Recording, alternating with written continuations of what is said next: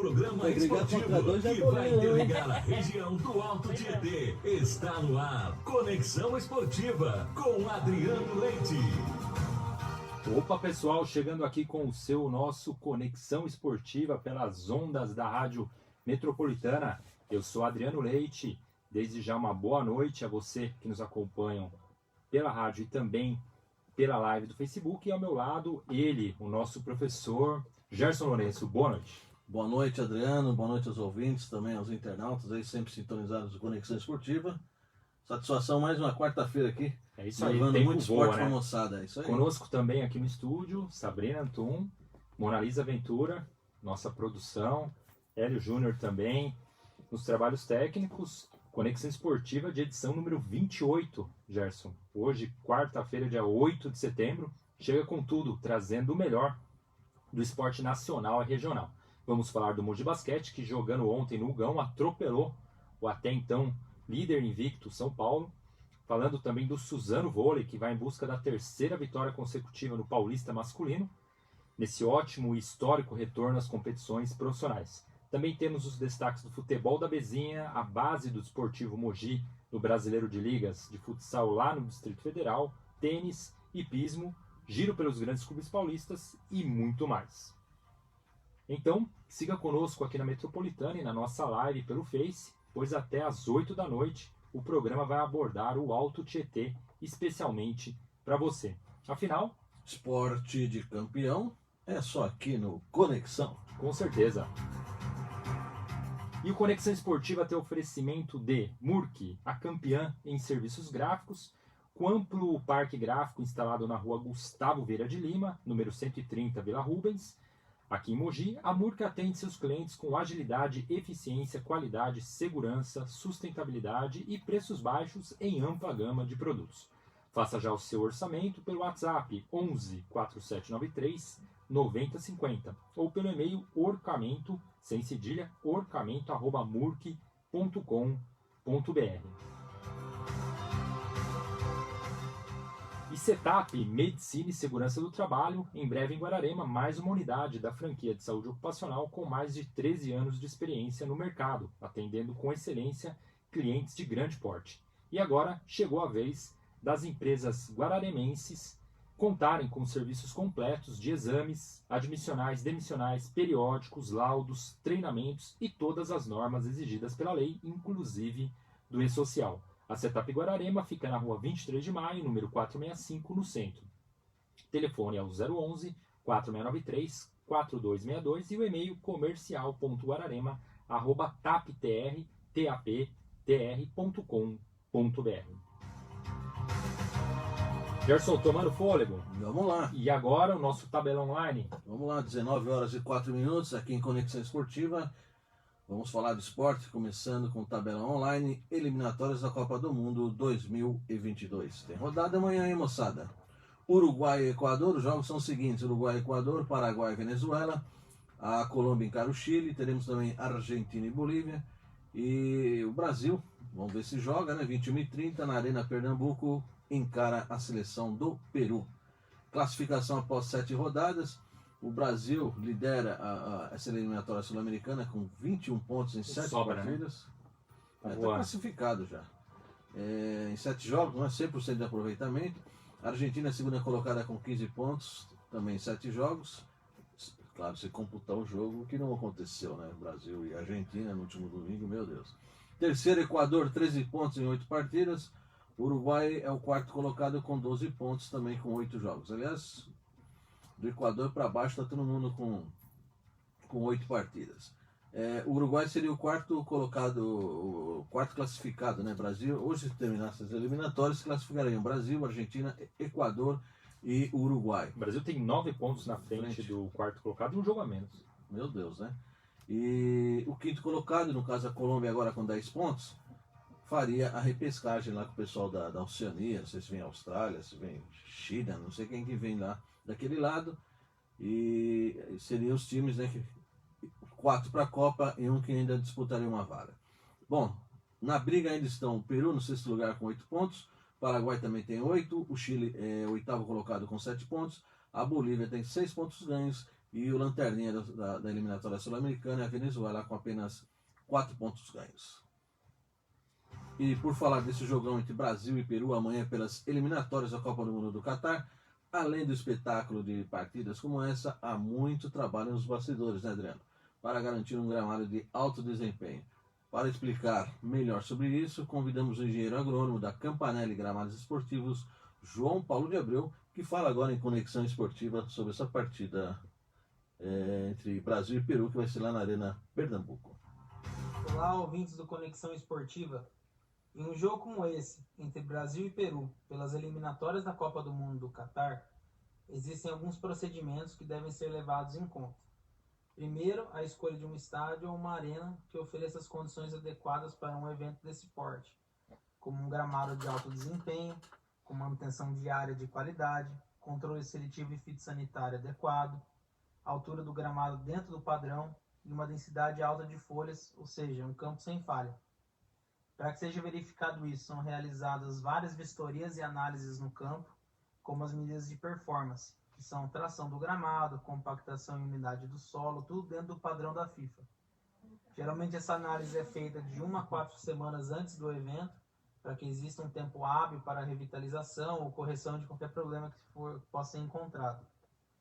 Durante a preparação do Match Day, é feito um corte duplo com máquina helicoidal específica para gramados esportivos, para que se acenam as faixas claro e escuro do gramado. É feita a marcação das linhas de jogo, com tinta branca também específicas para gramado, com todas as medidas checadas pelo delegado de partida, para que esteja tudo dentro do padrão, juntamente com a checagem de altura de trave e bandeirinha de escanteio. A preparação é finalizada com um pente fino na área gramada, para correção de qualquer detalhe que pode aparecer. Isso tudo entregue de média de 4 a 6 horas antes do início da partida. Após isso, geralmente é feita uma rega política, que é uma irrigação após o aquecimento, logo antes do início da partida. Durante o jogo, o responsável técnico deve monitorar o desempenho do campo, assim como entrar no intervalo da partida para correção rápida de buracos que podem resultar em lesões dos jogadores e faz uma pequena limpeza. Caso necessário, também pode ser acionada a irrigação mais uma vez. A equipe fica a postos até o minuto final da partida, para que, se for acionada, consiga atuar rapidamente, assim finalizando o trabalho da equipe durante o evento. Isso aí, Gerson. Curiosidades aí do universo do futebol, os bastidores que antecedem e durante a partida também o palco, né, para um espetáculo como esse. A Campanelli é uma empresa mogiana que faz esse tipo de trabalho pelo país, tendo atuado inclusive na Copa do Mundo de 2014 no Brasil, na Copa Sub-17 também, FIFA 2019, nas Olimpíadas de 2019 e em diversos outros campeonatos nacionais e internacionais. Aqui na região também o Nogueirão tem a assinatura, né? Arena Barueri e diversos outros estádio lá do Atlético Paranaense, eles fizeram também, a Arena da Baixada. Baixada. E realmente hoje o gramado é de excelência, a preocupação é muito grande e muitas vezes a torcida, o pessoal que curte futebol não sabe o trabalho que é desenvolvido. Para deixar um tapete para a moçada, né? Com certeza. Tanto é que muito time gosta, time não, né? Jogadores, claro, preferem, né? Jogar em alguns estádios por conta do gramado. Tem certos treinadores que até pedem para molhar bastante antes, outros nem tanto. Inclusive, quando o São Paulo tomou aquele gol, o empate na primeira partida contra o Palmeiras, o estádio estava bastante encharcado a pedido da comissão técnica do São Paulo, e aquele gol de falta do Patrick de Paula, o campo úmido favoreceu a velocidade da bola. A bola bateu e traiu o goleirão Volpi. Goleirão. E por falar no São Paulo, aí temos Brasileirão. 20ª rodada, segundo turno. Vamos aos resultados da 10ª rodada ontem. Para alguns clubes, né, já que os outros que com jogadores cedidos à seleção brasileira, a CBF vai ter um pouquinho mais de trabalho para definir esse calendário. Bem, 19ª rodada ontem, o Corinthians recebeu o Juventude e empatou em 1-1. Frustrante, hein? E o Chapecoense fechou o turno com mais uma derrota, perdeu do Fluminense por 2-1 em casa. Chapecoense com a pior campanha. 7 pontos apenas. Já caiu, né? Não, já. A pior campanha da história, né, do Campeonato Brasileiro. Não vem 7 empates, não venceu um jogo no primeiro turno. Meu Deus do céu. E corre risco de fechar o segundo jogo invicto. Vamos ver. Sábado tem América Mineiro e Atlético Paranaense. O Juventude recebe o Cuiabá. Nós também teremos RB Bragantino e Chapecoense, Santos e Bahia. No domingão tem Grêmio e Ceará. O grande clássico, grande expectativa para Palmeiras e Flamengo. Promete. Fortaleza e recebe o Atlético Mineiro. O Atlético Goianense recebe o Corinthians, com talvez, provável estreia do Willian, vamos aguardar. Nós teremos também outro jogo dos tricolores, Fluminense e São Paulo, e a rodada fecha na segunda-feira com Sport e Internacional. Classificação do Brasileirão, após aí 19 rodadas praticamente para todas as equipes. O G6 tem o Galo Mineiro liderando aí com 39 pontos em 18 partidas. Até aqui o Palmeiras, segundo colocado, 35 pontos, 18 jogos também. O Fortaleza, já com 19 partidas, é o terceiro com 33 pontos, seguido pelo Bragantino, 32 pontos em 18 jogos. O Flamengo é o quinto colocado, tem 31 pontos até aqui, mas apenas 16 partidas. E o Corinthians, com um pontinho de ontem do empate, segue em sexto, 28 pontos e 19 jogos. E o Z4, Jorge? Z4 do Brasileirão, os 4 últimos colocados, 17º lugar para o América Mineiro, 18 pontos em 18 jogos. O Sport é 18º com 17, o Sport é do Recife, hein? Sport com 17 pontos em 19 partidas. O Grêmio, vice-lanterna, vamos dizer assim, tem 16 pontos em 17 jogos. Também. Meu Deus do céu, 16 pontos em 17 jogos. E na 20ª colocação aparece a Chapecoense com apenas 7 pontos em 19 jogos. Detalhe do Grêmio, o Gerson, amigos que nos acompanham, tem 2 jogos a menos aí em relação aos adversários, mas esses jogos são nada mais, nada menos contra o Flamengo e contra o Atlético Mineiro. É difícil, Tem mais 2 partidas com cada um desses times, restando aí 21 partidas a disputar pelo time do técnico Felipão. Precisa chegar nos 45, hein? Tá apertado, né? Tem que fazer uma arrancada. Aí o Grêmio é um grande time, tem um elenco qualificado, tem tudo para salvar, mas vai passar apertado. E de futebol, Gerson, vamos direto pro vôlei, 19 horas e mais 13 minutos, e o Suzano Vôlei tá com tudo, hein? Disputou seu primeiro jogo, longe de casa, pelo Campeonato Paulista, e derrotou o Atibaia na última sexta-feira, sexta passada, por 3-1, conquistando o segundo triunfo consecutivo. Já havia vencido, né, a equipe de Campinas, e agora venceu o Atibaia. Bom, para começar o duelo, o técnico Alessandro Fadu repetiu a equipe que venceu na estreia, o Renato, Vôlei Renata, time de Campinas, com o Caio Alexandre, o Brunão, o Sérgio Ferques, o Dayan, que é o líbero, além do Gustavo Campelo, o Bruno Biela e o Matheus Celestino. Fazer um resumo desse jogo: no primeiro set as equipes iniciaram o duelo sempre em vantagem, trocando pontos e acertando bons ataques. Na metade da parcial, o time do Alto TT emplacou grande sequência de pontos, com os saques de Sérgio Félix, mas na reta final os mandantes foram buscar o placar para vencer o primeiro período por 25-23. Após as instruções dadas pela comissão técnica no intervalo entre os sets, os visitantes voltaram melhor para o segundo período. Ainda que a equipe de Atibaia tenha saído na frente do placar, os suzanenses tiveram calma e atenção para tomar as ações do jogo, agindo bem no bloqueio nas bolas de meio para empatar as parciais em 1-1, anotando 25-17 lá no ginásio Elefantão. Em seguida, os suzanenses fecharam o terceiro set em 25-21. No último set, os jogadores adversários cresceram na partida, apostando na intensidade dentro e fora de quadra para quebrar o ritmo suzanense, abrindo, 14-6. Mas com uma reação incrível, os suzanenses foram buscar a virada, fechando em 25-22, 3-1. E após a grande vitória, o técnico Fadu analisou o desempenho do elenco nesse início de campeonato, agora em Conexão Esportiva. Olá, Adriano Leite, Gerson, prazer falar com vocês, com os ouvintes da Rádio Metropolitana e do programa Conexão Esportiva, falar um pouquinho desse nosso início de Campeonato Paulista, nesse nosso início de temporada, onde enfrentamos na estreia, dentro da Arena Suzano, o atual campeão, o Vôlei Renata de Campinas. Uma partida que nós sabíamos que seria uma partida difícil pela qualidade do adversário, mas conseguimos imprimir um ritmo forte ao longo de toda a partida. Fomos efetivos em todos os fundamentos, conseguimos agredir bastante a equipe de Campinas ao longo de todo o jogo e saímos de quadra com uma vitória importantíssima para a sequência da competição. Na segunda partida enfrentamos fora de casa a equipe de Atibaia, Um jogo que a gente também já esperava uma dificuldade por ser dentro dos domínios deles. Eles entrariam em quadra sem qualquer responsabilidade e pressão quanto ao resultado final da partida. Então, isso já tornaria a partida difícil para a gente. Mas nos portamos bem, saímos de inúmeras situações complicadas dentro da partida. Eles sacaram muito bem contra a gente no primeiro e no quarto set, dificultaram bastante o nosso jogo, mas a equipe foi equilibrada e conseguiu sair de quadra com a vitória, que era o nosso principal objetivo para a segunda rodada. Enfrentaremos na próxima partida a equipe do Vôlei Futuro, também fora de casa, em Araçatuba. Um jogo que, assim como o Atibaia, a gente sabe que o adversário entrará sem pressão, sem responsabilidade ou compromisso com o resultado final da partida.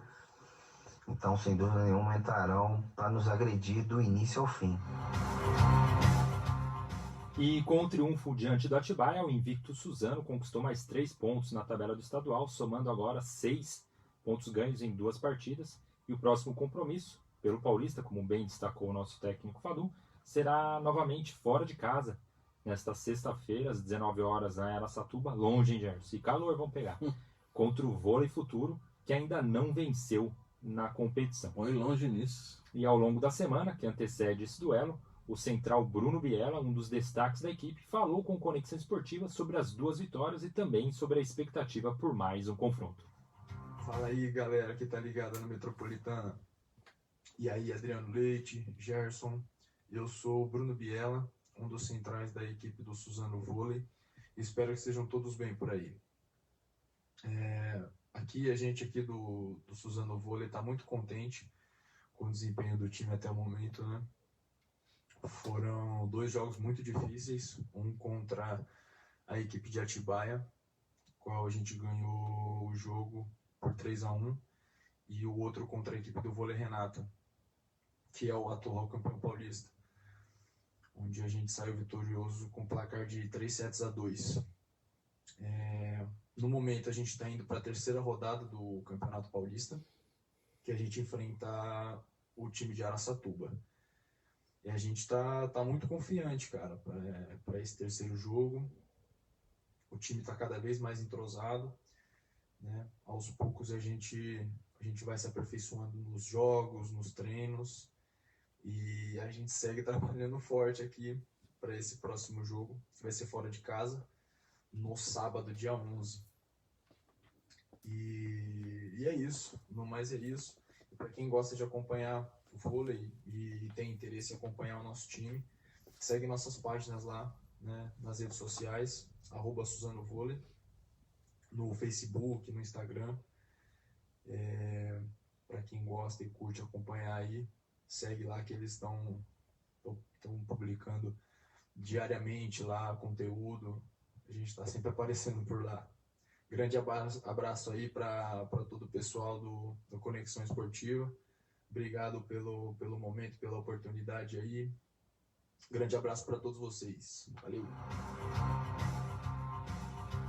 19 horas e mais 19 minutos, né? 7h19 no popular. Ouvimos aí o central Bruno Biella analisando as 2 participações da equipe do vôlei de Suzano, os 2 jogos realizados, e já projetando o próximo desafio. Lembrando, né, que o Campeonato Paulista é disputado por 8 equipes. Além de Suzano, buscam o título os times de Campinas, Araçatuba, Bauru, o SESI lá de São Paulo, o Vôlei Guarulhos, São José dos Campos e o Atibaia. As equipes jogam em turno único, com os 4 melhores classificados avançando para a semifinal, que acontecerá a partir do dia 5 de outubro, e as partidas do estadual são transmitidas gratuitamente pelo site www.tvnesportes, com S, né, o esportes.com.br. Isso aí, do vôlei vamos direto para o basquete, que também vive uma ótima fase. O time mogiano disputou mais 2 partidas pela primeira fase do Campeonato Paulista masculino. No último sábado, jogando na capital, o time do técnico Danilo Padovani fez um bom jogo diante do tradicional paulistano, atual quarto colocado, mas após encostar no placar, no último quarto, acabou perdendo por 82-73, pois não conseguiu repetir o bom aproveitamento das partidas anteriores nos arremessos. O destaque do Mogi foi mais uma vez o ala pivô Wesley Castro, com 14 pontos e 9 rebotes. Já o compromisso seguinte foi no ginásio Hugo Ramos, ainda sem a presença de público devido à pandemia, no feriadão de 7 de setembro, quando os mogianos quebraram a invencibilidade do líder São Paulo por 86-71. Em jornada inspirada, dominaram o placar do começo ao fim, com destaques novamente para Wesley, cestinha da partida, com 25 pontos, além de Fabrício, com 16, e Lucas Lacerda, com 15 pontos. Assisti a alguns lances dessa partida, Gerson. O Mogi foi muito bem, impressionante, dominou o jogo de ponta a ponta. O São Paulo, que é o grande favorito ao título paulista, irreconhecível, mesmo com o Marquinhos em quadra, com seus principais jogadores, os estrangeiros, e o Mogi surpreendeu realmente e mostrou que tem chance sim de, com essa galera aí, esse elenco renovado, chegar pelo menos na reta final do Paulista. Vamos ficar nessa expectativa. O São Paulo já estava classificado, a equipe de São Paulo, então o desempenho não é o mesmo. E o Mogi mostrou sua força, jogou em casa, venceu. E agora pensar na próxima fase, né, que é meio complicado. O regulamento do campeonato foi modificado em relação ao ano passado. A gente tem aqui, né, como é que vai ficar a próxima fase. Eu nunca tinha visto esse tipo de pessoa. O regulamento inédito, né? O pessoal é bem criativo, né, nesse sentido. Eles fazem de uma forma que não desanime os times que estão embaixo da tabela. Que não sempre fique participando, né? Senão sai muito rápido, né? Isso desmonta qualquer projeto. Né? Ao contrário do futebol aqui da região. Bom, eu sei que com as 2 derrotas, os mogianos fecharam, né, nesse aspecto desse novo regulamento. O Mogi fechou a primeira fase em 6º na classificação geral do estadual, com 5 vitórias e 4 derrotas. E agora os times aguardam a definição, né, um novo congresso técnico, enfim, da direção da Federação Paulista de Basquete, para divulgar a tabela da segunda fase, essa tabela chamada de realinhamento, na qual os 5 primeiros colocados, no caso São Paulo, Franca, Pinheiros, Bauru e Paulistano, esses times vão compor a chave A e irão se enfrentar em um turno único para definir a classificação de chaveamento para os playoffs, né? Vai ficar o primeiro, segundo, terceiro, quarto e o quinto. Enquanto isso, as 5 últimas equipes, no caso do Mogi, Corinthians, Osasco, Rio Claro e a Liga Sorocabana, formam agora a chave B e vão também jogar entre si. O Mogi vai pegar o Corinthians, vai pegar o Osasco, o Rio Claro e a Liga Sorocabana, enfim, em turno único. E apenas 3 times passam para os playoffs, ou seja, 5, né, do grupo A garantidos. E apenas 3 do grupo B. Aí formam-se 8 times. Aí vem a briga, né, para definir os playoffs, né, para a definição da primeiro contra o oitavo, segundo aquela contra o coisa, sétimo, né? é o tradicional. Quando se enfrentam, né, os 5 da chave A em busca do título na condição de ser 7º e 8º colocados, né, o pessoal do grupo B. E o que o Adriano falou, primeiro contra o 8º, o segundo contra o 7º, o terceiro contra o 6º e assim Por isso que é importante o Mogi bem nessa fase de realinhamento para sair pelo menos em 6º. Dessa forma pega o terceiro colocado. Que não vai ser uma pedreira do mesmo jeito, né? Bom, agora não tem moleza, né? Não tem moleza no campeonato. Os mandos serão invertidos em relação à tabela da primeira fase. As partidas, vamos supor, o Mogi recebeu o São Paulo, né? Se for pegar o São Paulo, agora vai enfrentar no Morumbi. Exatamente. Né? Tem esses mandos invertidos. As partidas do Paulista, vale lembrar, estão sendo transmitidas pelo canal de TV fechado Band Esportes e também pelo site da Federação Paulista, tudo de graça através da TV Federação Paulista de Basquete. Posso dar um recadinho aproveitando o basquete? 19 horas e 25 minutos. O Clube de Campo de Mogi das Cruzes, na próxima terça-feira, vai lançar um projeto no salão lá, o Privé, o nome do salão é Ayrton Nogueira, foi um grande comerciante aqui em Mogi das Cruzes. Vai lançar o projeto a diretoria, né? Vai receber os jornalistas, enfim, para o que está para lançar o projeto NBA School, Clube de Campo 2021. É uma parceria entre o Clube de Campo e a NBA Basketball School, que possibilitará ao clube oferecer aos seus associados um método de ensino do basquete de maior sucesso do mundo. O programa tem como objetivo promover o desenvolvimento da modalidade com a iniciação esportiva para meninos e meninas dos 6 aos 18 anos, oferecendo aos alunos uma atividade extracurricular. Vamos formar jogador, né? Projeto uma bacana, forma, né? Uma Incentivar forma. também a base. Mogi tem uma identidade muito forte com o basquetebol e o clube de campo com tradição também vem aí com essa novidade e tem essa chancela também da NBA que sempre Tem 100 produtiva, núcleos, né? são 100 núcleos licenciados, está aí presente em 50 cidades, 16 Vamos estados aí do acompanhar Brasil. aqui e destacar nas próximas edições. Perfeito.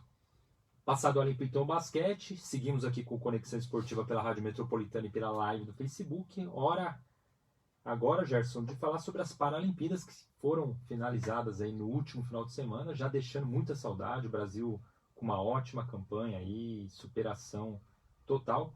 E você traz agora os principais destaques, inclusive aí a participação dos atletas do Alto GT. Maciel Santos, por exemplo, da equipe de Mogi das Cruzes da Bocha Paralímpica na classe BC2, voltou com a medalha, né? Faturou a medalha de bronze nos Jogos Paralímpicos lá de Tóquio. O Brasil ainda teve nessa modalidade, teve outra medalha de bronze, conquistada por José Carlos Chagas de Oliveira, mas na classe BC1.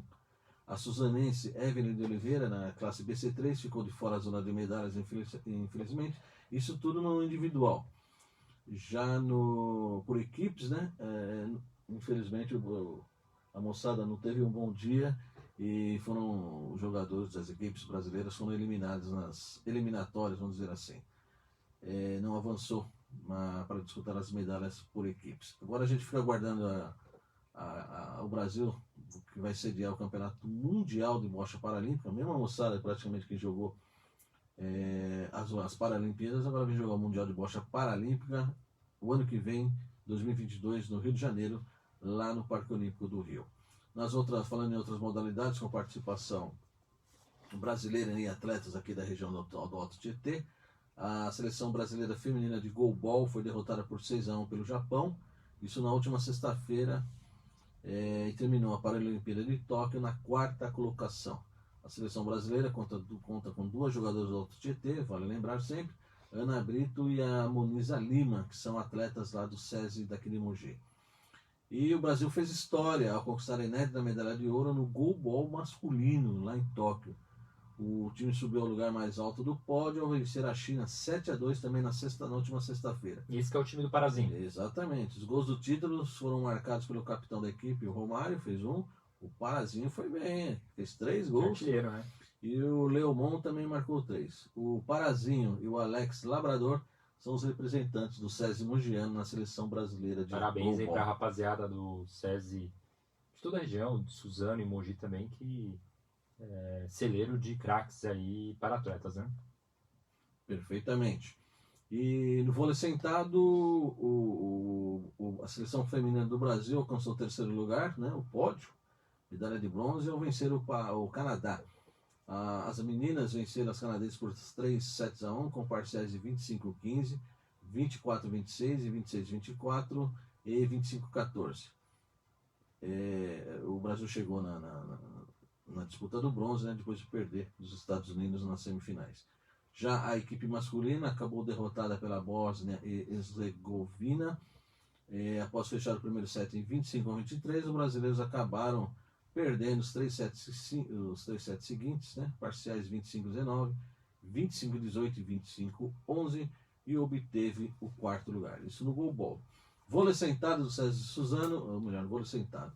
E o vôlei sentado, né, repetindo, o SESI de Suzano, uma representante da região do Alto Tietê, lá em Tóquio. Foi o time masculino, teve o técnico suzanense, só para lembrar, né, o Célio Imediato, e ainda contou com Renato Leite, Wellington Platini, Daniel Yoshizawa, Fabrício Pinto e Leandro da Silva. No feminino, as medalhistas de bronze da Rio 2016 repetiram a campanha.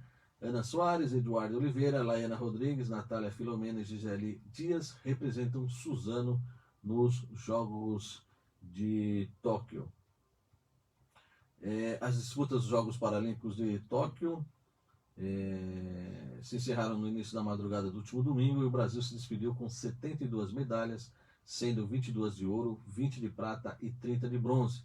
na 7ª colocação no quadro geral, cumprindo a meta do top 10, que foi estabelecida, né, no planejamento da Confederação Brasileira. Paralímpica, né, Esportes brasileira, né? E isso foi lá em 2017, né, que eles fizeram o planejamento e tal. Bom, foi a melhor participação da história dos Jogos Paralímpicos do Brasil. A delegação brasileira teve 259 atletas, incluindo atletas guias, calheiros, goleiros e o timoneiro, além da comissão técnica, médica e administrativa, totalizando 435 medalhas, Adriano. Uma grande performance, hein, de parabéns, todas as modalidades.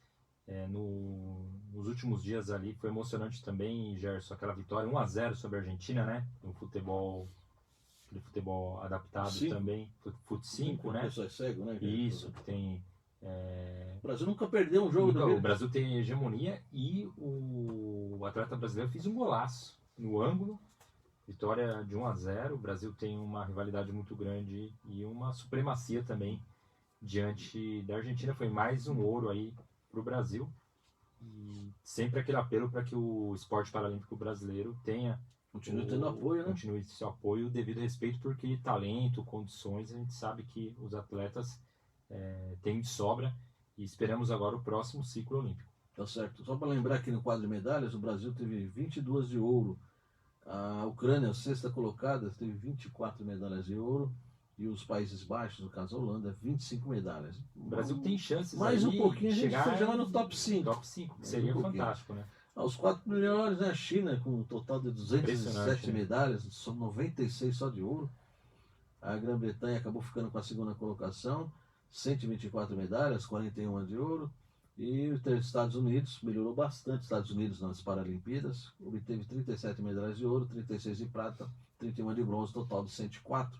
E o Comitê Paralímpico Russo ficou na 4ª colocação, 36 de ouro, 33 de prata e 49 de bronze, total de 118 medalhas. Tá falado, Gerson, 19 horas e mais 33 minutos. Seguimos agora abordando uma modalidade olímpica e paralímpica também muito tradicional, clássica, e que já trouxe muitas medalhas para o Brasil, que é o hipismo, agora com a coluna Momento Equestre, chegando conosco o jornalista especializado Pedro Rebouças, que é editor da revista Manga Larga. Ele traz os principais acontecimentos que movimentaram o mundo equestre nas últimas semanas. É com você, Pedro. Olá, Adriano, Gerson e amigos do Conexão Esportiva. O Clube Hípico de Santo Amaro, o maior centro da modalidade no país, localizado na zona sul da capital paulista, celebrou seu aniversário de 86 anos com um movimentado concurso de salto. A competição, realizada na primeira semana de setembro, contou com provas com obstáculos de 1 metro a 1,55 m de altura, estabelecendo um novo recorde de participação, com um total de 2.125 inscrições. Na principal prova da programação, o Grande Prêmio Bulova, o título ficou para o cavaleiro paulista Bartolomeu Bueno de Miranda, o Totti, que montou a sela francesa d'Orlanda. O conjunto foi o único entre os concorrentes com 1 ponto perdido na primeira volta a zerar na segunda volta, registrando o tempo de 52 segundos de 86 e faturando assim o cobiçado troféu do GP. Quem também fez bonito na pista do famoso centro hípico da zona sul da capital paulista foi o cavaleiro mogiano Geraldo de Melo Campos, representante do Manege Serra Atlântica de Guararema. Montando o anglo-árabe Dourado WV, Geraldinho ficou com a 6ª colocação da prova de 1,35 m, realizada na quinta-feira, 2 de setembro, com a participação de 76 conjuntos, também dentro da programação das celebrações do aniversário do Clube Hípico de Santo Amaro. Já em terras paranaenses, quem representou muito bem a região foi a cavaleira Márcia Hernandes, representante do Centro Hípico Aras Fiel de Guararema. Montando o cavalo Silvano, Márcia integrou a equipe da Federação Paulista de Hipismo, campeã da categoria Master A do Campeonato Brasileiro de Masters. Realizada entre os dias 12 e 15 de agosto, na Sociedade Hípica Paranaense, em Curitiba, a competição reuniu os melhores atletas brasileiros com mais de 40 anos. Assim, deixamos nossos parabéns a Márcia, Geraldinho e Totti pelas importantes conquistas e voltamos em breve com mais notícias do mundo dos cavalos. Muito bem, Pedro Rebouças, sempre muito informado aí o que acontece nos esportes equestres, e até a próxima edição aí, na nossa região, fazendo bonito nas competições Brasil afora.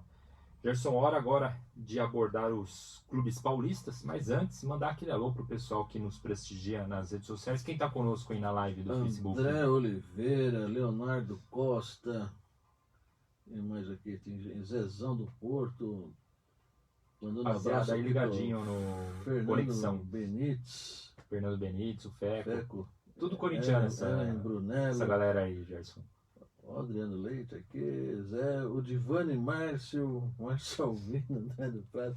Ó, o Divani, outro corintiano também. Um abraço aí pra toda a Vinícius, rapaziada. Meu Deus. Vinícius, que é um grande parceiro aí, prestigia toda semana o Conexão.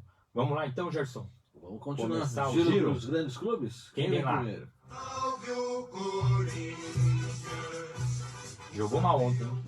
O Corinthians Sonolento. encerrou sua participação. Não, o jogo não foi sonolento, não. O Juventude foi bem. Juventude foi bem. Não podemos tirar o mérito, o Juventude marcou muito. Os corintianos não ficaram com sono, não. Ficaram com medo do Juventude. Bom, o Corinthians encerrou sua participação no primeiro turno do Campeonato Brasileiro. 2 vitórias em 9 jogos disputados na Neoquímica Arena. Meu Deus. Situação terrível. Que só não piorou ontem graças ao Roger Guedes, que estreou e foi autor do gol do empate 1-1 com o Juventude, gol de Bela falta. cobrança Né? de falta, né? Bom, a formação utilizada ontem não funcionou, todo mundo viu, os corintianos viram, os outros também viram, e o técnico Silvinho terá trabalho para ajustar o time. Sem Gil suspenso e com a provável estreia do William, o Alvinegro agora avisa o retorno, domingão agora, quando vai encarar o Atlético Goianiense fora de casa pelo Brasileirão. Isso aí, vamos girar agora com você, Alinho. Ele vibrou ali, hein? Agora vai. Agora vai. O São Paulo voltou aos treinos, está treinando lá no CT da Barra Funda e com os reforços do Caleri e o Gabriel, que trabalharam pela segunda vez com os novos companheiros. O tricolor segue os preparativos para a retomada do Brasileirão, que também será nesse final de semana. Os jogadores, né, o Caleri e o Gabriel, realizaram exercícios com os preparadores físicos nos últimos dias, né, trabalharam com o elenco e reforçaram as atividades comandadas pelo técnico o Hernan Crespo. Domingo, 20 e 30, São Paulo vai ao Maracanã enfrentar o Fluminense em 20ª rodada do Brasileirão 2021. O galera não é bobo, né? Não quer pegar o Fluminense. Toca né? no Caleri que é gol, né? Mas tipo de confronto que o São Paulo geralmente dança, hein? Vamos Pegar o ver. Maracanã, o Fluminense tá numa boa fase. Venceu, né? Tudo bem que é Chapecoense, mas subiu bem na Nas tabela. competições sul-americanas aí, o Fluminense bem também, então é um grande confronto. Tá. O São Paulo precisa do retomando. resultado porque é confronto direto ali. E tá na beiradinha do Z4 ali o São Paulo. Tá? Acho que 2 ou Se 3 ganhar, pula bem. Pula bem, mas se perder, vai esbarrar Complica. de novo com a degola, né? Vamos lá, Elinho. Próximo time. Verdão. O Palmeiras também realizou na manhã de hoje, na Academia de Futebol, atividades táticas em preparação. Pega, né, o confronto com o Flamengo, domingo agora, 16 horas, no Allianz Parque. Também na 20ª rodada do Brasileirão. A comissão técnica do Palmeiras utilizou as 2 semanas sem jogos como uma intertemporada, hein? Atual vice-líder do Brasileirão com 35 pontos. O Verdão vem de vitória na rodada anterior, 2-1 sobre o Atlético Paranaense. Jogo lá no dia 28 de agosto. Nossa, mês passado, né? Parece que foi. Mas foi pertinho agora. Lá no Allianz Parque, com os gols do zagueiro Luan e do atacante Rony. Um jogão, hein, domingo O agora. Palmeiras é freguesaço do Flamengo. Bom, gente, para fechar o giro pelos grandes clubes, vamos agora com o Santos, para alegria do Paulo da Casa dos Assados. Esse é Santista roxo.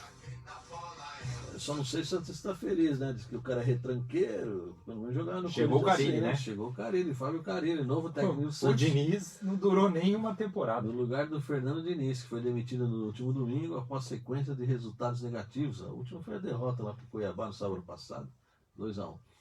Bom, o Carille chegou ao Brasil ontem, ele veio lá da Arábia Saudita, onde foi dispensado, e acertou seu vínculo hoje em conversa com o presidente do Santos, alvinegro praiano, o Andrés Rueda, e também estava na reunião, nesse encontro. Foi enfim. rápido para contratar. O André Mazuco.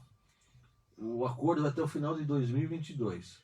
O Carille já vai trabalhar, hein? Estreia será nesse sábado contra o Bahia lá na Vila Belmiro. O Carille ainda traz o auxiliar técnico Leandro Silva, o analista Denis Lupe e o preparador físico Valmir Cruz. Ele assina o contrato amanhã às 11h30 lá na Vila Belmiro, quando será apresentado aos jornalistas. Depois ele conhece o elenco para o seu primeiro treino lá no CT Rei Pelé. Vamos aguardar. Recomeço para o Santos aí, uma fase difícil da temporada. Ele ainda teve um problema, né? O atacante lá, o Marinho. Desceu a lenha. Desceu a lenha. Falando, tá reclamando. Médico. Tá uma confusão. O clima né? também lá dentro e fora de campo não é um dos melhores faz tempo.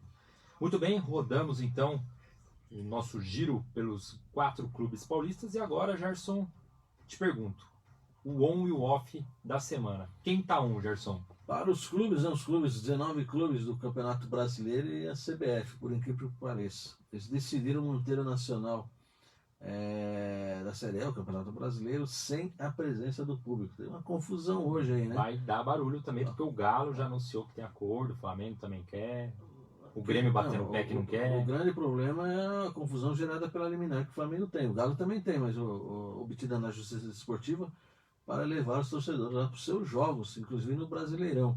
O Atlético diz que não vai, tem a liminar, mas não, já teve a experiência lá em Belo Horizonte e não foi nada legal, né? Bom, as outras equipes, inclusive o Atlético Mineiro, são 20 clubes na Série A. 19 mais a CBF decidiram que só haverá público com liberação em todas as cidades que sediarem os jogos, né? Quando todo mundo tiver liberado, aí volta o público. Bom, e eles estão atuando para derrubar a liminar do Flamengo, lá do time rubro-negro. Os dirigentes dos 19 clubes também decidiram que se algum clube usar liminar para ter torcedores na arquibancada, a rodada inteira do Brasileiro será suspensa. Será? Vamos aguardar, né? E o off? Para a CBF, AFA, Anvisa, Comebol, mais entidades, né? Que atuaram no futebol no último final de semana, nas confusões criadas, né, por essas entidades, deixaram o futebol numa verdadeira isso é tudo sopa de letrinha, né? Palhaçada, né? Meu Deus. A confusão gerada lá na Arena Corinthians, outro domingo, foi um vexame mundial, né, no jogo entre Brasil e Argentina. 5 minutinhos de jogo, o cara entrou no campo, ninguém vai jogar, os argentinos entraram, aquela confusão. Bom, a forma como foi finalizada a situação marcou a desorganização dos sul-americanos em todas as instâncias dos personagens do duelo não realizado entre o Brasil e a Argentina pelas eliminatórias da Copa. Eu acho que a FIFA vai punir, hein? E o Brasil, mais uma vez, protagonizando um papelão aí Pro mundial. mundo inteiro. Meu Deus, foi muito feio. Gerson, ainda falando do futebol, mas agora do Campeonato Paulista da Segunda Divisão, o Conexão cobre aí a participação dos 4 times do Alto Tietê, no Paulistão chamado de Bezinha, que só tem atletas do Sub-23. Grupo E, né? Resultados da fase de classificação da quinta rodada, final de semana, o Mantiqueira e o ZAC empataram em 0x0, jogo lá no Vale do Paraíba. Em Suzano, o Ecos perdeu do União Futebol Clube, do União Mogi por 2x0. E meu Deus, o Atlético Mogi tomou um sapeca aqui, 9x0 do Mauá em pleno Nogueirão. Nossa Senhora. Sexta rodada, sábado 15 horas, tem Mantiqueira e Mauá. E o Ecos que pega o Atlético Mogi. E também no sábado às 15 horas, o União Mogi recebe o USAC. Classificação do grupo E, o Mauá lidera com 11 pontos. Todo mundo tem 5 jogos, tá? O Mauá lidera com 11 pontos. Segundo também tem o USAC, que está com 11 pontos. O Mantiqueira, terceiro colocado, com 8. Aí aparece o União Futebol Clube com 7. O Ecos com 4 e o Atlético Mogi 5 derrotas. Já era, né? Tá.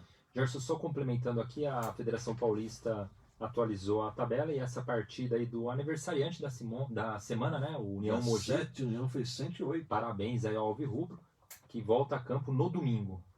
Tabela atualizada às 15 horas no Nogueirão contra o ZAC, num clássico regional. Sem dúvida alguma. Um abraço a toda a diretoria do União, enfim. Vamos ver se melhora um dia, né, União? Volta a ter uma sede. Classifica os 3 primeiros, né? A União tá em quarto, tem chance. Tá brigando, de beliscar, tá na briga. É o quarto de todo o campeonato, tá brigando. O melhor quarto na colocado classificação dos tá 5 grupos, né? Tá na briga. O melhor acho que tem 8 pontos. Isso mesmo. E agora vamos de futebol amador. O Campeonato Municipal de Guararema, os torneios amadores organizados pela Secretaria Municipal de Esportes e Lazer estão de volta, seguindo todos os protocolos sanitários, e neste domingo teremos a segunda rodada das séries Ouro e Prata e Master, movimentando 4 estádios. A tabela aqui, destaque para os jogos no estádio do Ipiranga, começando às 8 horas da manhã, Série Prata Monteiro Unidos das Casinhas, e na sequência, todos os jogos pela Série Ouro, Independente contra o Colorado, Mineiros contra o Itapema e o Operário, esse é clássico. A partir das 13 horas e 45 minutos, recebe o atual campeão União da Balança, Gerson.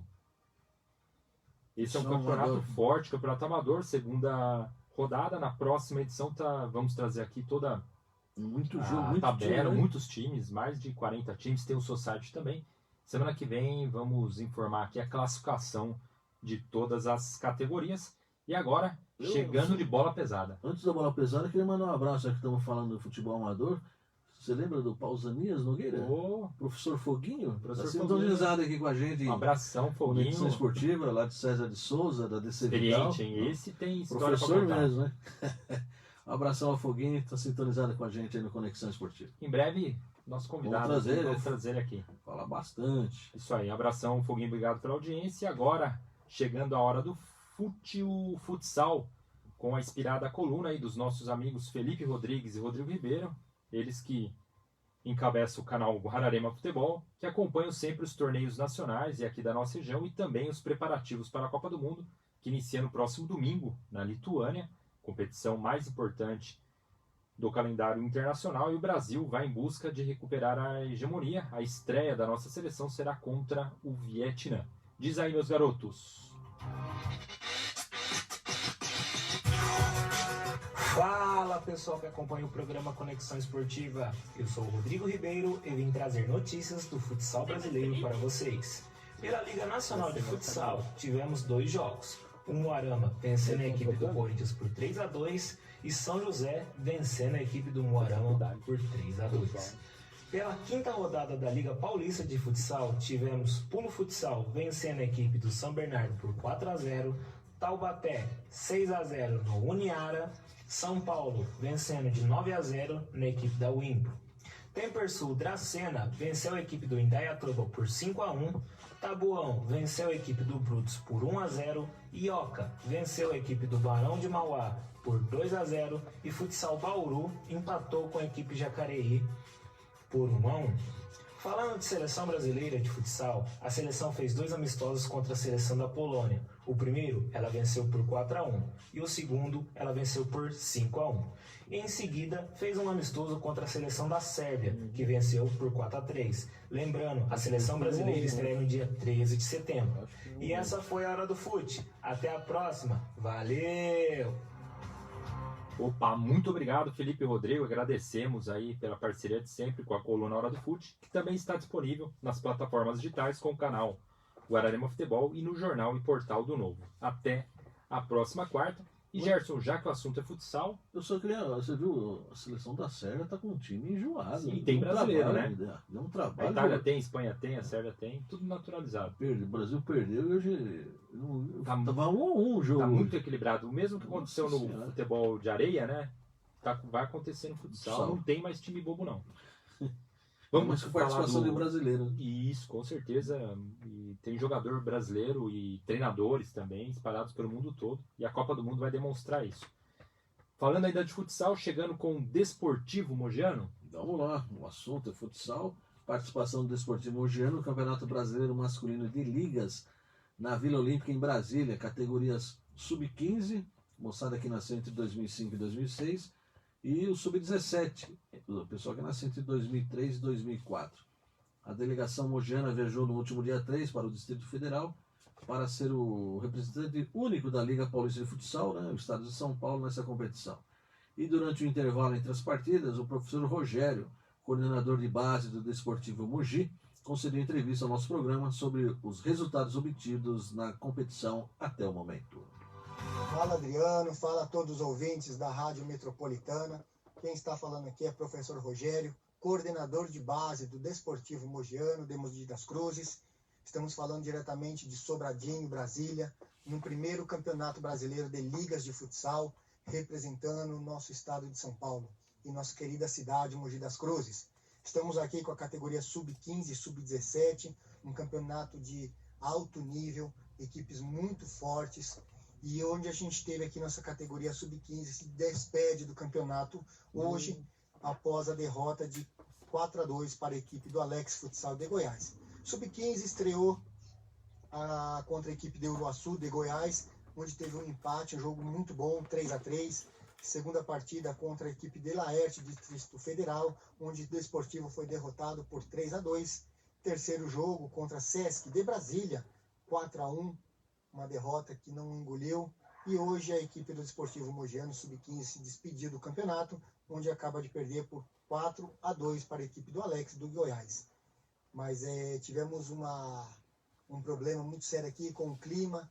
A temperatura aqui está muito quente, ar muito seco, isso atrapalhou um pouquinho o desempenho dos garotos, mas mesmo assim conseguimos fazer um bom campeonato. As equipes também são muito fortes, a arbitragem também tudo rígida, mas mesmo assim foi muito bom, foi um aprendizado muito bom para esses garotos, e tenho certeza que eles retornam para São Paulo, para a Liga Paulista de Futsal, com muito mais casca, muito mais maduros, e onde vamos fazer um bom campeonato. Já o nosso Sub-17 do Desportivo Mogiano estreou contra a equipe Águia Dourada de Goiás, onde teve uma derrota de 8-3. Na segunda partida, enfrentando o 9 de julho do Maranhão, teve um empate de 3-3, jogo emocionante. Já contra a equipe do Santiago, do Rio Grande do Sul, perdemos de 2-1. E hoje, nosso último jogo da fase de grupo, contra a equipe do Alex Futsal de Goiás, o Desportivo Mogiano goleou de 8-3. Um jogo muito bom, com gols bonitos, muitas jogadas. Impressionante como a equipe do Desportivo Mogiano teve um desempenho. A equipe 17 continua na competição. Estamos aguardando só finalizar o restante dos jogos do dia, para que a gente possa saber nosso próximo adversário e local do jogo e horário também, tá bom? Gostaria de agradecer também aqui toda a organização do primeiro campeonato de ligas, primeiro campeonato brasileiro, todo o pessoal da organização que nos deu total assistência. Tivemos alguns problemas no início aqui, na nossa chegada, mas foram bem proativos e receptivos e solucionaram o mais rápido possível. Então estão de parabéns o pessoal da organização, pessoal da Liga Paulista também, o Alex, o Laércio, o Jefão, nos deram total apoio também, fazendo essa intermediação. Muito obrigado também. A nossa presidente do Desportivo, a Milene Lopes, por toda a correria que está fazendo, para dar uma estadia boa para os garotos, não deixar faltar nada para eles, alimentação, o suco, um sorvete, um remédio. Então, todo esforço é bem-vindo. Muito obrigado à nossa presidente, à nossa comissão técnica, professor Sandro, professor Ricardo, professor Reinaldo também está aqui acompanhando a gente. Então, está todo mundo de parabéns, todo mundo unido. Os pais aí de São Paulo também nos dando total apoio, mandando mensagem para os garotos de motivação.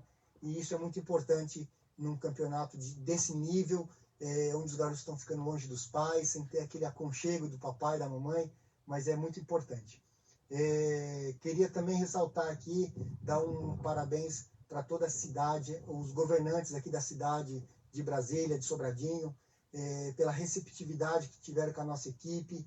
O pessoal do Fogão Goiano também nos atendeu extremamente de prontidão, nos dando uma alimentação de qualidade para os nossos garotos. Ao vice-governador do Distrito Federal, o senhor Paco Brito, que nos cedeu uma honra poder almoçar com a gente, fez questão de almoçar com a nossa equipe, muito legal mesmo. Uma atenção que a gente tem aqui, que nos dá total força, nos dá total confiança para retornar para São Paulo, se Deus quiser, dia 11, no sábado, e chegar muito mais forte para a competição da Liga Paulista de Futsal. Muito obrigado a todos, muito obrigado, Adriano, muito obrigado à Rádio Metropolitana pelo espaço, e torçam pela gente, que se Deus quiser, sábado a gente retorna com a medalha no peito e ser campeão. Valeu, pessoal, fiquem com Deus e até mais. Muito obrigado, professor Rogério, a presidente Milene, toda a diretoria do Desportivo Mogiano, e sucesso aí nessa competição que reúne os principais clubes do Brasil nas categorias de base. E agora vamos de Match Point, falar de tênis. Professor João Brito, nosso especialista, ele que é mestrando em políticas públicas pela UMC e idealizador do programa Tênis para Todos lá em Poá, Itaquá. Professor João chegando com as informações do circuito mundial de tênis e os torneios regionais. Manda aí, professor João. Boa noite, Gerson. Boa noite, Adriano. Boa noite, amigos do Conexão Esportiva. Aqui é o João Brito, Momento Match Point. Segunda semana do US Open, nenhuma novidade até o momento, exceto a campanha, a belíssima campanha, diga-se de passagem, de Carlos Alcaraz, um jovem espanhol de 18 anos. Ele venceu surpreendentemente o tenista grego Stefanos Tsitsipas na terceira rodada, que era um dos fortes candidatos ao título. E até agora, Daniil Medvedev, Sasha Zverev e Novak Djokovic estão vivos e devem ser os protagonistas das semifinais aí, né? Na dupla masculina, também muito legal, Jamie Murray ali com Bruno Soares, levando também, já estão nas quartas de finais. E embalada, Luiz Stefani representando o Brasil, ele também já está nas quartas de finais, junto com a Gabi Debrowski. Elas venceram os dois últimos jogos de virada. No tênis regional, aí sim, muito a se comemorar. O Carlos Gonzalez, o Tito, como eu já falei aqui dele várias vezes, Tito jogou um torneio COSAT, ou seja, um torneio sul-americano muito duro, jogado nas quadras de High True da Academia Kirmain em Serra Negra. Um torneio, como eu disse, de jogadores tanto brasileiros como jogadores sul-americanos. E o Tito ali fez uma campanha surpreendentemente, ele não tinha ranking para jogar, ele ganhou um wild card da academia. O Tito ele fez 5 jogos, chegou à final, ganhou o primeiro set de 7-5. Perdeu o segundo, escapou no detalhe de 7-5 e o terceiro acabou sucumbindo de 6-1 de um tenista que já foi número 1 do Brasil. Então, parabéns ao Tito, parabéns ao seu pai, o Carlos, conhecido como Carlinhos, um grande treinador. E é isso aí, o tênis regional, muita força ao Tito, ao grande trabalho que ele vem fazendo. E é isso aí, semana que vem eu venho com o desfecho final do US Open e falando sobre o tênis regional. Forte abraço, aqui foi o João Brito, Momento Match Point. Opa, professor João, aquele abraço. Excepcional aí a coluna, mandando super bem. Chique, hein? Nível internacional, Match Point. Galera, vamos agora falar de automobilismo. A nossa repórter Sabrina Antum já está conosco. Ó, essa trilha é show. Arrepia. E a Sabrina vai abordar aqui as principais notícias. Como que foi, Sabrina, o grande prêmio da Holanda? Foi tranquilo. Eu achei que eu ia chegar aqui e ficar fazendo caos. Assim, o caos foi depois, né? A semana foi caótica pra Fórmula 1, né? Mudanças nas cadeiras. Mas o Verstappen... Ai, meu colírio suave, holandês, né? Ganhou. Eu torço por ele, gente. E voltou pra liderança. Por isso que Monza, tá todo mundo ansioso pro Monza, né? Que é domingo. Porque o circuito de Monza é um pouco diferenciado, né? Eles fazem uma mini corrida valendo como a classificatória pro domingo. Então, nessa mini corrida, quem ganha em primeiro faz 3 pontos, quem ganha em segundo faz 2 pontos e quem ganha em terceiro faz 1 ponto. E a partir disso, vamos ver como o Hamilton vai sair nessa... Por uma grande coincidência, 3 pontos é a Muito. diferença que separa Os dois, dois no momento. Exatamente. Então, assim, Max Verstappen ganhou, tá na liderança, né, com 224,5. Hamilton logo em seguida. E aí, teve treta, né, teve briga durante a corrida entre dois pilotos da mesma escuderia da Haas, né, o Mick Schumacher e o Nikita Mazepin. Os dois brigaram porque Mazepin se diz superior, fala que é o primeiro piloto e não pode ultrapassar ele de jeito nenhum. O Schumacher foi lá e tentou ultrapassar, atrapalhou toda a corrida. Teve uma briga entre os dois, mas enfim, foi resolvido entre a equipe mesmo, sem a FIA se meter. E dessa vez a corrida foi até o fim, né? Todas as voltas. Não, foi Tempo incrível. bom. Eu tava trabalhando aqui, né, fazendo um programa de domingo e assistindo na TV. Eu falei, gente, mas deu 1h30 certinha de corrida, sem bandeira vermelha. E o Verstappen passeou, né? Não, totalmente. Corrida suave, né? Assim, foi Controlou a corrida. Eu falei Fez que um passeio em casa. eu falei, eu dormi em paz, porque não teve nenhum problema, a corrida foi ótima, deu tudo certo. E agora vamos esperar pro Monza, né? E essas novas cadeiras que teve movimentação, né? Na Williams. Na Mercedes, na Williams, na Alfa Romeo. Acho que foram as 3 principais. Exatamente. Já anunciaram em mudanças para a próxima temporada. É óbvio, né, que o George Russell Russell ia sai da Williams, vai pra Mercedes, o Albon entra no lugar dele, ele sai da Red Bull, que ele era piloto reserva da Red Bull, entra na Williams como segundo piloto, fica com o Latifi, que é o primeiro. Aí o George vai, que é o Russell, vai pra Mercedes com o Hamilton, né? No lugar de Valtteri Bottas. Exatamente. Que E a foi Mercedes pra Alfa Romeo. que lidera ainda. No lugar do Raikkonen. Do Raikkonen, que tá pegou aposentando, Covid tá e não com vai Covid, tá trabalhar. Tá na aposentando. última temporada, né? Que pegou Covid na última temporada dele, Campeonato de tadinho. Construtores, Sabrina, a Mercedes continua na liderança. Continua na liderança. 12 pontos à frente Os caras são bons, da Red Bull. né? Não tem como, os caras são bons. E domingo era o Hamilton e o Bottas contra o Verstappen. Exato. O Mas que eu ainda bem senti que muita depois dó. o Essa batida Pérez vai fez até o alguns fim. pontinhos depois, né? Não Mas entendi. o Pérez, né? É, Fez então, alguns pontinhos e depois chegou em sexto ou sétimo, Exato. não lembro agora. eu não sei vocês, mas eu não considerei ele o melhor piloto do dia. Eu não achei. Não sei o que vocês Acho que foi acham o disso. Verstappen. É discutível, né? O Verstappen É. Eu acho que, tipo... com méritos, controlou. né? É que assim... exato, assim, ele ficou ali, ele foi até o final. Mas, por exemplo, eu acho o Gasly, eu acho que ele foi o melhor piloto pelo desempenho que ele faz com o AlphaTauri. Que o AlphaTauri É o do também. pelotão lá de trás.